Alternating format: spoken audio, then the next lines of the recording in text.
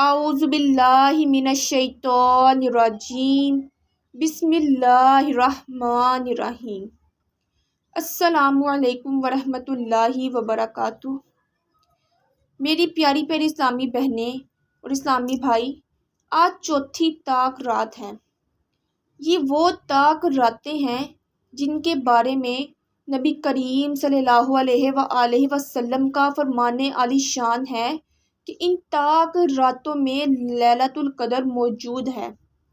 ان طاق راتوں میں اللہ تعالیٰ کی عبادت خوب کرو۔ ہمارے پیارے آخری نبی حضرت محمد صلی اللہ علیہ وآلہ وسلم اپنی عبادات کو ان طاق راتوں میں بڑھا دیتے تھے اور اپنے گھر والوں کو بھی تلقین کرتے، ان کو جگاتے اور ان سے کہتے کہ ان طاق راتوں میں اللہ کی عبادات خوب کرو۔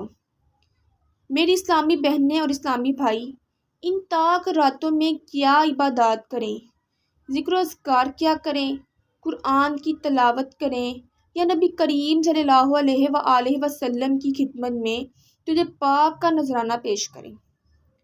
میری اسلامی بہنیں اور اسلامی بھائی، رمضان المبارک کی اس چوتھی طاق رات میں پڑھے جانے والے خاص نوافل میں آج آپ کو بتاؤں گی، جن کو پڑھ کر آپ اللہ تعالیٰ سے اپنی ضروریات کو پورا کروا سکتے ہیں۔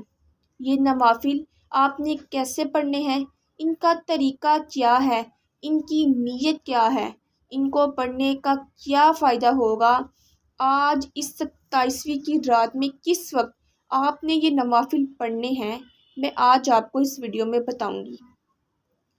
دیکھیں، دنیا کا یہ اصول ہے کہ اگر آپ محنت کرو گے تو آپ کو اس کا پھل ضرور ملے گا، اور اسی طرف اگر آپ ان طاق راتوں میں جا کر اللہ تعالیٰ کی عبادت کرو گے تو اللہ تعالیٰ آپ کو ان عبادات کا اجر و ثواب ضرور عطا کرے گا۔ ہمارے آخری نبی صلی اللہ علیہ وآلہ وسلم نے فرمایا، تم جب بھی اللہ سے مانگو برکت کی دعا مانگو، پھر دیکھنا اللہ تعالیٰ تمہیں ایسی ایسی جگہ سے عطا کرے گا جہاں سے تم نے کبھی وہم و گمان بھی نہ کیا۔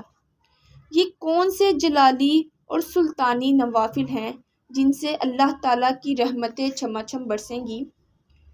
میں آپ کو بتاؤں گی۔ اب ہم اپنے نوافل کی طرف چلتے ہیں۔ نوافل کو پڑھنا کیسے ہے، ترتیب کیا ہے، طریقہ کیا ہے، کس وقت پڑھنا ہے؟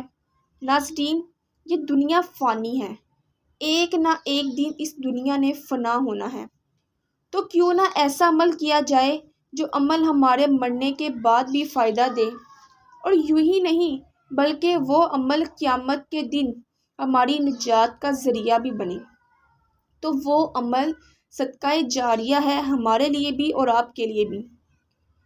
میری پیاری اسلامی بہنیں اور بھائی، آپ کمنٹ باکس میں ایک دفعہ سبحان اللہ، اللہ اکبر اور الحمدللہ ضرور لکھیے۔ یہ عمل آپ کے لیے اور ہمارے لیے صدقہ جاریہ ہے۔